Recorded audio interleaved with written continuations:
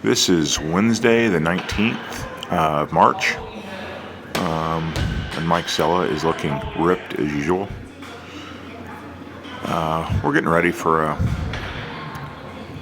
little in the gym day where the guys can post a total. And Mike is very, very close to his A-team total, which would get him a little more money every month. I suspect that he's looking forward to that with much anticipation.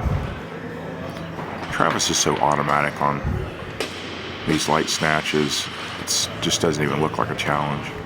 He gets the bar into his hips so well when he's on, and he is today, of course.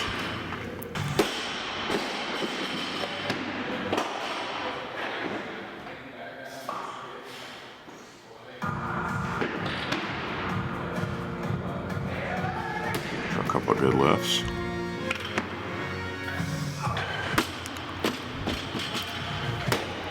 I feel like it's been a considerable amount of time since I've seen James miss. Of course, it hasn't been as long as I think. Probably a couple days at least, but he does miss from time to time.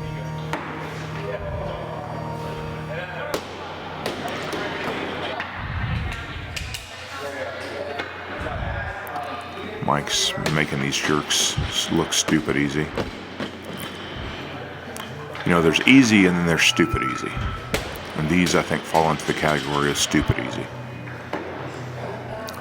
When I first saw Mike, when he first came to MuscleDriver, I knew that he was going to be a good jerker.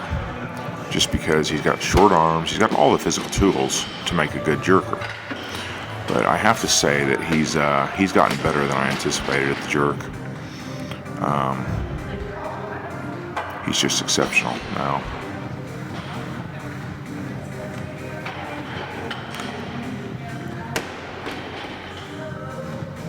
Still has a little more trouble than I'd like to see standing up with the cleans, however.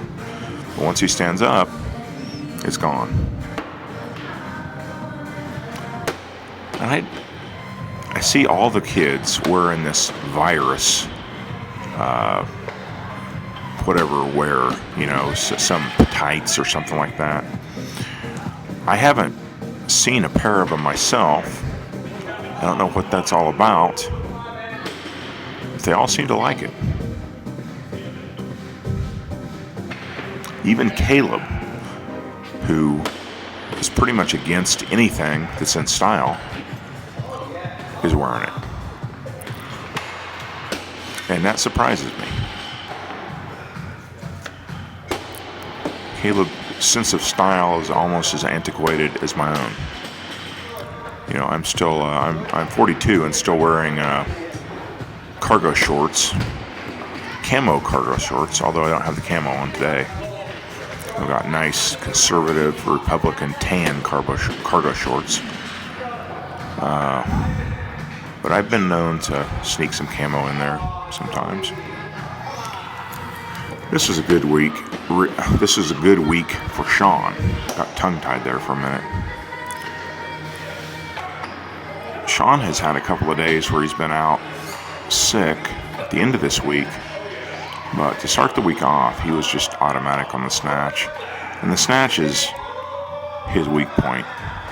He's a better clean and jerker, a much better jerker than he is snatcher.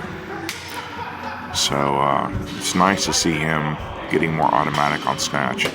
And there's somebody that is not quite automatic yet. Matt is known to miss a few snatches still when he gets up into the 125 range.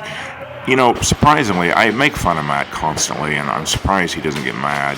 It just goes to show that he is good-natured, at least.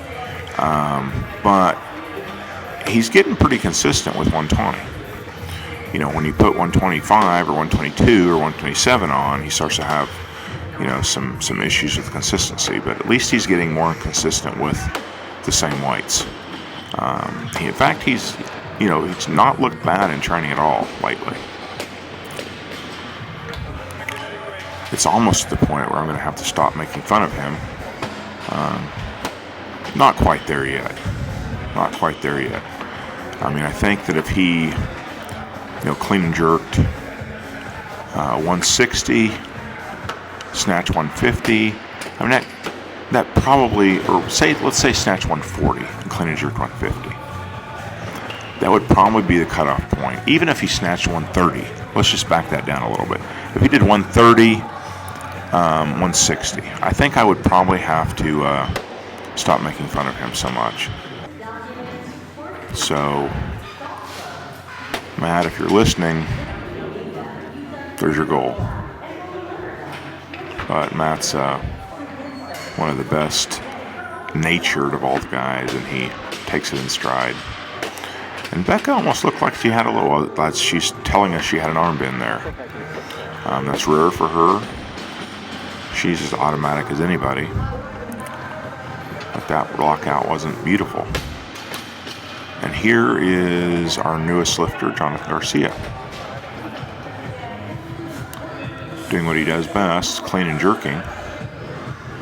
He has an exceptional clean and jerk. And I believe he's going to clean and jerk in the 130 range as a 56, which, some of you 200-pound guys might be, thinking, well, that's not that great. But for a 56, that's pretty great. There's not too many good 56s in the country. And so if he can clean and jerk big like I think he can, then that's going to be awesome. He'll be a good addition to the team. He already is a good addition to the team. And of course, on the opposite end of the size spectrum from Jonathan is Tom Stroka, who definitely has a grocery bill every month. Although, Tom was getting a little, I guess what would you call it? Without making him embarrassed. Portly, I don't know, a little extra round or something. He was starting to get to the point where every pound that he put on was not exactly useful mass. And I have to take some of the blame for that. I really, really encouraged him to gain weight as much as he could.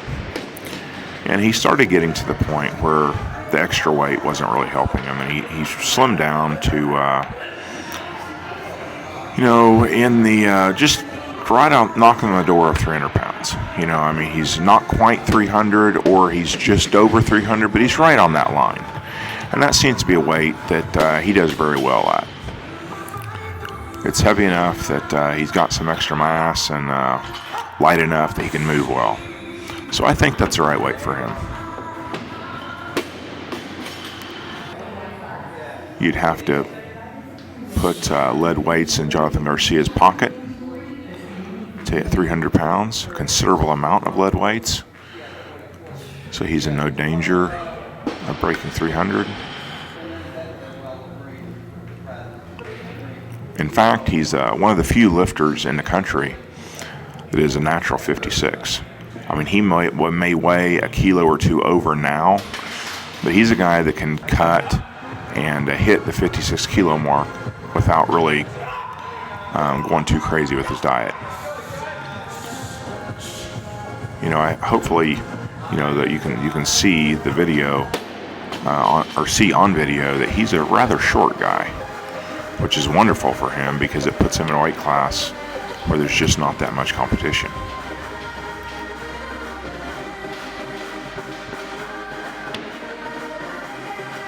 And Morgan is getting her elbows around a lot better than she was a little bit ago. Still having a little bit of trouble balancing initially when she puts her foot down. There's a little bit of trouble balancing. So it's something to work on, but it's not bad. She's obviously gotten much better recently.